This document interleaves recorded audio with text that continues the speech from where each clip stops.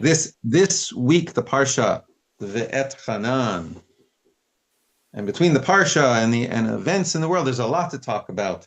In Deuteronomy chapter 5, in this Parsha, we actually read a verse, you shall walk in all the way in which the Lord your God has commanded you. In other words, do mitzvahs, that you may live and that it may be well with you, and that you may prolong your days in the land which you shall possess. In other words, the mitzvahs are about life. They prolong life. And conversely, then, perhaps that which prolongs life is a mitzvah.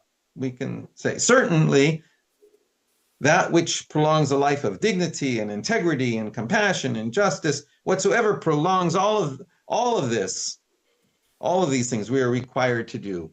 That which prolongs life, we are required to do. That is Torah. A reason that it is important to say that, it may seem obvious to us.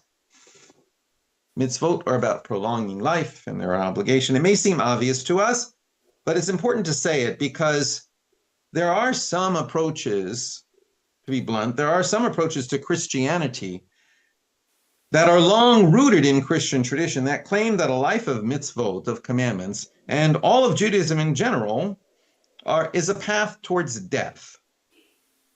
These are supersessionist forms of Christianity which claim that Judaism has been superseded by Christianity and is not only unnecessary, but is a distraction to the taking on of proper belief, as they would define it, which was the only way to life. Now, supersessionist forms of Christianity, there are many parts of the Christian world that started to jettison supersessionist forms of Christianity, but really only starting in the mid-1960s. So that effort to push back against Christian anti-Semitism is really still very early. It's incomplete, and it's still quite open to reversal. That is, many forms of Christianity still hold those beliefs. The open possibilities of these forms of Christian anti-Semitism only complicate the situation we are in today, where anti-Semitism, Christian nationalism, and controversial examples of the Jewish exercise of power are all in the news. So everything that we see going on and hear about what's going on or not going on in the Middle East, or what is going on or is not going on college campuses, all these things get twisted up in all of these atmospherics of anti-Semitism. But to get into more specifics about our Parsha, and it does relate, this week's Torah portion contains a lot. This week's Torah portion contains a full repetition of the 10 Commandments, although slightly different than the earlier version, which has all sorts of suggestions, like why is it different in one place or another. This Torah portion also reads, following the verse I read, beginning with chapter 6. Now this is the commandment, the statutes and the ordinances which the Lord your God commanded to teach you, that you might do them in the land where you go over to possess it, that you might revere the Lord your God, to keep all God's statutes and commandments, which I command you, you and your child and your grandchild, all the days of your life, that your days may be prolonged. Listen, therefore, O Israel, and observe to do it, that it may be well with you, and that you may increase mightily as the Lord, the God of your ancestors, has promised unto you, a land flowing with milk and honey. Shema Yisrael, Adonai Eloheinu, Adonai Echad. Hear, O Israel, the Lord is our God, the Lord is one. V'ahavta et Adonai Elohecha b'chol levavcha v'chol nafshecha v'chol meodecha. V'hayu hadvarim ha'ela asher anochi metzavcha hayom al levavecha. You shall love Adonai your God with all of your lev, your heart and mind, and all of your nefesh, your soul, is intertwined with your body, and with all of your ma'od, all of your all of your everything. And these words which I command you this day shall be upon your heart. Vishinantam livanecha v'dibarta. You shall repeat them and repeat them and repeat them to your children, and you shall speak of them when you sit in your house and when you walk in the way, when you lie down and when you rise up. And you shall bind them as a sign upon your hand, and they shall be for frontlets between your eyes. And you shall write them upon the doorpost of your house and upon your gates.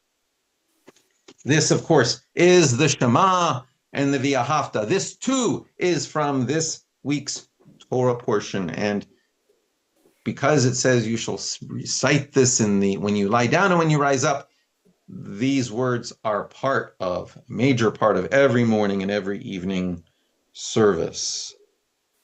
And some of you may know that it seems in the Talmud records that it was once a tradition in the daily prayers to also recite the entire 10 Commandments.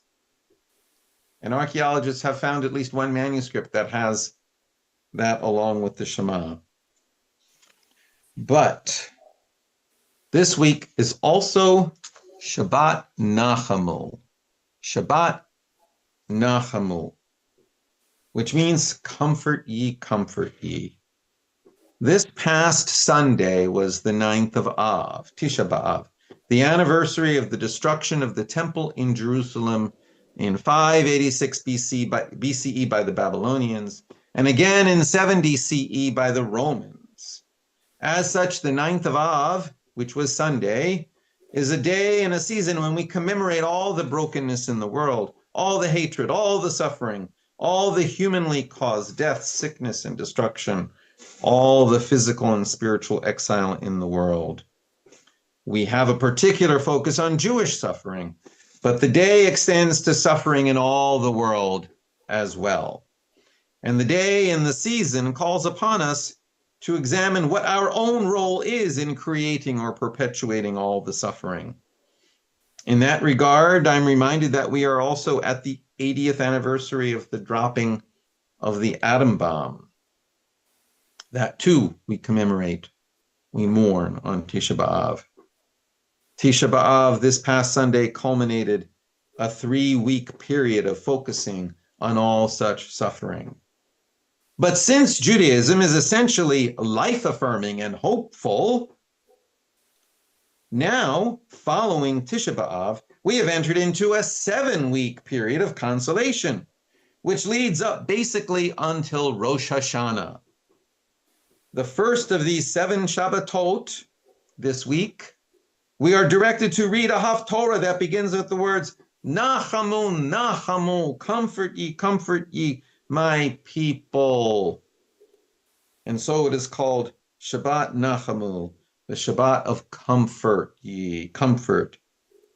But this year, we have to ask on this Shabbat Nachamu, can we be comforted at this moment with all that is going on in the world in our name? To be clear, I'm not looking today to cast blame on leaders of our people, whether deserved or not. I don't know what is going through people's mind. I want to stop and examine, and I don't know that we can't stop and examine, even on Shabbat Nachamu. This week, I was trying to straighten papers up, and I came across my comments of Yom HaAtzmaut 2024, over a year ago. I wrote about events going on in the Middle East. I wrote some comments that I wasn't able to deliver. I was only able to give it to Rabbi Klein of Ohev Shalom to read. The Harrisburg Jewish community was having an additional Yom HaAtzmaut commemoration in the early evening on a Tuesday, and I was scheduled to be in the prison. So I wrote out some comments, and I asked Rabbi Klein to read them on my behalf. And I thanked Rabbi Klein for reading it and took responsibility for what I was saying. But I titled the comments, Reflections for a Difficult Yom HaAtzmaut. And I think it bears repeating, since I don't even know that many of our members were there.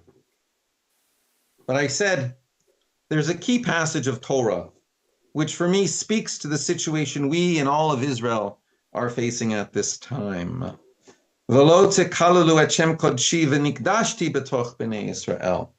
You shall not profane my holy name, but I will be hallowed among the children of Israel.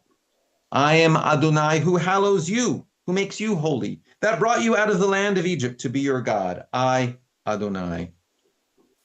From here we learn that the important concepts of Chilul Hashem, desecration of God's name, and Kiddush Hashem, sanctification of God's name, each of which can take various forms. We are commanded to sanctify God's name and to avoid desecrating God's name. It is acknowledged here that we have tremendous power in this regard. We, human beings, we as Jews, we have the capacity, each of us individually and all of us collectively, to raise up the honor of God and Torah to great heights, and also to drag the honor of God and Torah through the mud. That power is wielded in how we live and also is inherent in who we are. We are Israel, the children of Israel, the congregation of Israel, the community of Israel, wedded to Torah within our own understanding and in the understanding of others around us. How we act affects not only how we are viewed, but also how Torah is viewed and how the God of Israel is viewed. We are commanded to raise up the honor of God and Torah in the way we are and in the way we live, and not to sully the honor of the people, Torah, and God of Israel by doing evil. It is important to note that living out this mitzvah of sanctifying God's name and not desecrating God's name is sometimes separate from how righteous we actually are, or how righteous our motivations are. Sometimes we may be acting righteously, or at least correctly, appropriately, and justifiably, but the appearance may still be that we are acting in ways that desecrate the name of Israel, God, and Torah. And this is part of the realm in which we are operating today. I wrote at Yom HaAtzmaut 2024, and it's only more so now. None of us here are in position to know the details of actions and operations going on in Israel and Gaza enough to be able to understand why certain actions are taken on the ground locally, I wrote in 2024. We can certainly see the fight going on every day and every hour in the news reports around the world. In the realm of sanctifying or desecrating God's name, Israel and the Jewish people are under attack every day on this mitzvah front. And it is important. It is dangerous. Our heritage tells us that righteousness is a form of protection. As in Isaiah 58, V'halach lefanecha tzidkecha, kavod Adonai yaspecha. Your righteousness shall go before you. The honor of God shall be your rear guard. Righteousness is always a good thing to do. That is why the state of Israel at its establishment promised, quote, that it will foster the development of the country for the benefit of all its inhabitants. It will be based on freedom, justice, and peace as envisaged by the prophets of Israel. It will ensure complete equality of social and political rights to all its inhabitants, irrespective of religion, race, or sex. It will guarantee freedom of religion, conscience, language, education, and culture. These words were not incidental to the establishment of the state. They were included in Israel's Declaration of Independence as an expression of the mitzvah of Kiddush Hashem, sanctification of God's name. They bring honor to the people of Israel, the state of Israel, the Torah of Israel, the God of Israel, in the eyes of all Israel's friends. This is part of how Israel makes the Jewish community and the world a better place. And it is part of what Israel's friends love about Israel. But the enemies of Israel know this too, I wrote in 2024. The enemies of Israel know that upholding this form of righteousness in the eyes of the world is part of the shield of Israel's protection. And from the beginning, they have sought to undermine that protection. The terrorist group who attacked Israel months ago consciously sought to have Israel act in ways they could portray as Chilul Hashem. This is part of the trap that they set. It is hard to know if Israel's leaders have been aware of this trap, or if they are aware but have dismissed it as less important than other issues before them. But we cannot forget. We must make certain our leadership know. The terrorists fighting Israel want Israel to be seen as a Chilul Hashem, a desecration of God's name. They fully believe Israel is a Chilul Hashem, a desecration of God's name, since to their way of thinking, any Jewish state on that land is an insult to God. That grows naturally out of Islamic teaching, traditional Islamic teaching, that a Jewish state, Jewish sovereignty, Jews ruling in that part of the world, especially over Muslims, is an insult. And it is part of their strategy, short-term and long-term, for the entire world to share their view. So for Israel, righteousness is not just a good thing to do. It is a mitzvah, a commandment, an act of Kiddush Hashem, and it is also part of a larger security strategy. A larger security strategy. That is what I said Yom HaAtzmaut 2024. And I need not tell you, things are now many times more intense than they were 15 months ago. We all know that Israel did not start this conflagration. We know that there are movements of people in the world, in areas of the Middle East around Israel, and also among small groups in the United States who literally want to kill us. We know that the advocacy that we need to do also must do nothing to strengthen the hands of those wanting actively to attack our people. How do we speak to our leaders and not simultaneously signal assistance to those who hate us? That is a quandary. And it is a source, it is a moral crisis for our people. How to speak out in just the right way. For my own sanity over the past year, and as a response to where we are with what's going on in Israel and in this country as well, part of what I have done is to create with you a garden. I'm hoping that perhaps you saw the garden when you came in. It is a peace garden, a garden of native plants that can help immediately sustain some of the local environments and can also serve as a focal point for bringing the people together in communities of dialogue rather than separate people from each other. But I want to explain to you, the garden really is about more than pretty flowers. It is about unity, interconnection, interdependence, harmony, and shalom. At this point in history, we as Jews need to be actively involved in more than just Gaza, which is the major thing going on in our name in the minds of most people we might interact with these days. We need to be actively involved in bringing people of different backgrounds together for fuller understanding. We need to be modeling what a different world might look like. The garden is an inspirational activity that inspires a small, diverse group of nature lovers and has a small, real impact in the hyper-local ecology.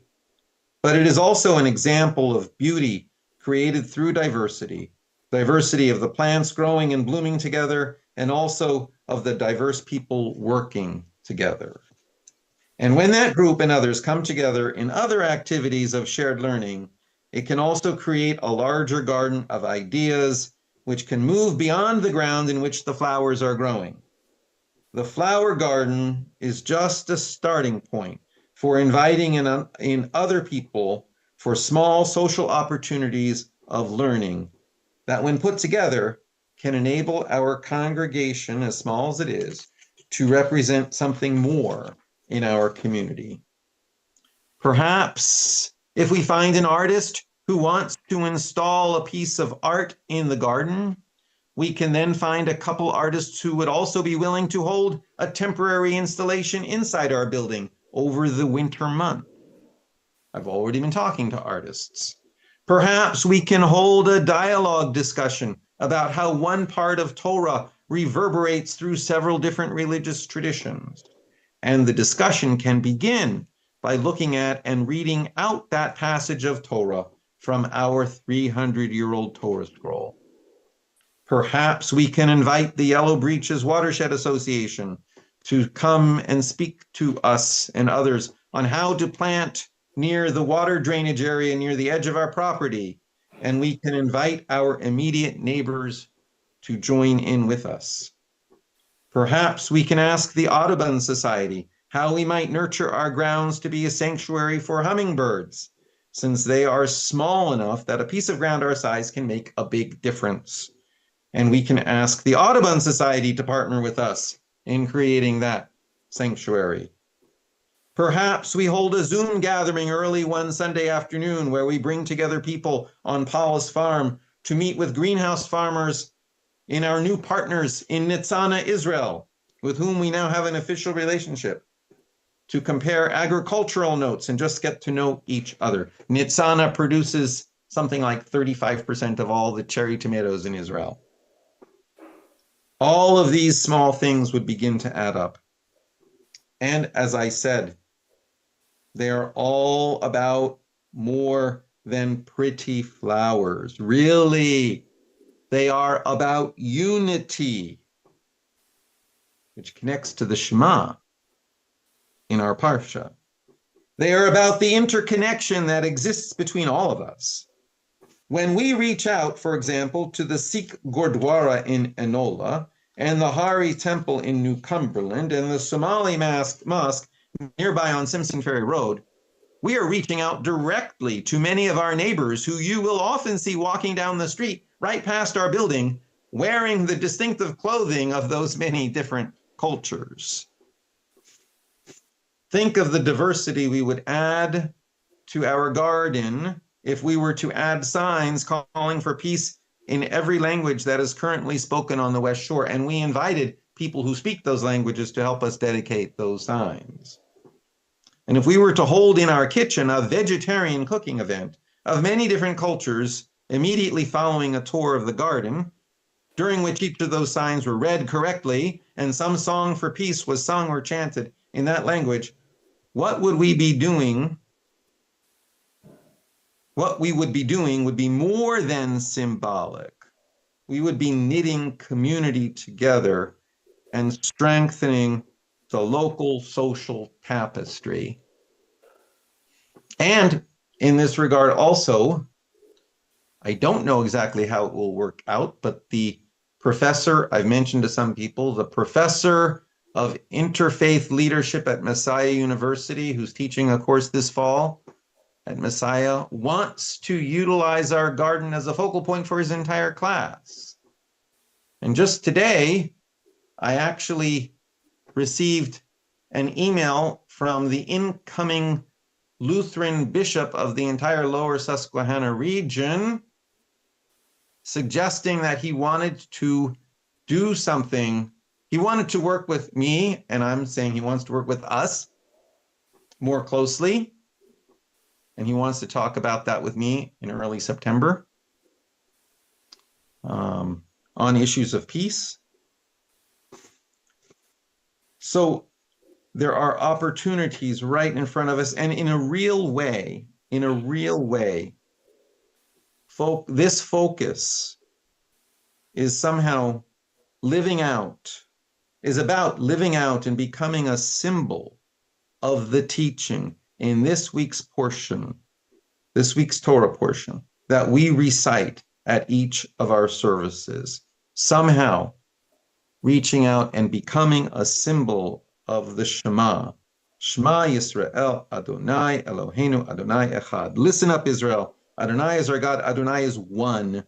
And as several of you know, in the Torah, the letter Ayin in the word Shema, along with the letter Dalet in the word Echad, are written in large size in the Torah. Together, Ayin and Dalet spell aid, meaning witness.